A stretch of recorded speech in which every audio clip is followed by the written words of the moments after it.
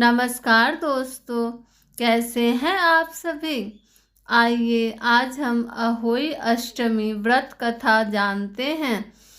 प्राचीन काल में किसी नगर में एक साहूकार रहता था। उसके 7 लड़के थे।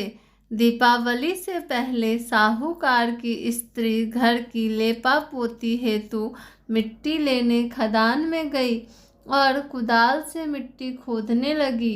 दैव योग से उसी जगह एक सेह की मांद थी। सहसा उस स्त्री के हाथ से कुदाल बच्चे को लग गई, जिससे सेह का बच्चा तत्काल मर गया। अपने हाथ से हुई हत्या को लेकर साहूकार की पत्नी को बहुत दुख हुआ, परंतु अब क्या हो सकता था। वह शोकाकुल पश्चाताप करती हुई अपने घर लौट आई। कुछ दिनों बाद उसका बेटे का निधन हो गया। फिर अकस्मात दूसरा, तीसरा और इस प्रकार वर्ष भर में उसके सभी बेटे मर गए। महिला अत्यंत व्यथित रहने लगी। एक दिन उसने अपने आस पड़ोस की महिलाओं को विलाप करते हुए बताया कि उसने जानबूझकर कभी कोई पाप नहीं किया।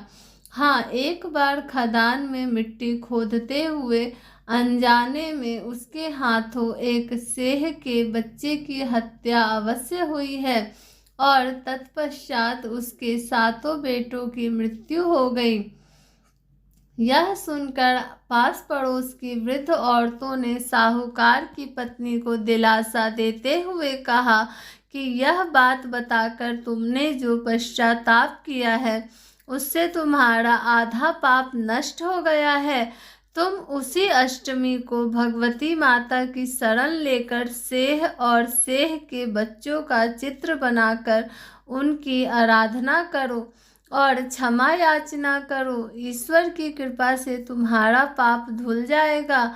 साहूकार की पत्नी ने वृद्ध महिलाओं की बात मानकर कार्तिक मास की कृष्ण पक्ष की अष्टमी को उपवास व पूजा याचना की। हर वर्ष नियमित रूप से वह ऐसा करने लगी। तत्पश्चात उसे 7 पुत्र रत्नों की प्राप्ति हुई। तभी से अहोई व्रत की परंपरा प्रचलित हो गई। अहोई माता की जय। Thanks for watching. Like, share and subscribe.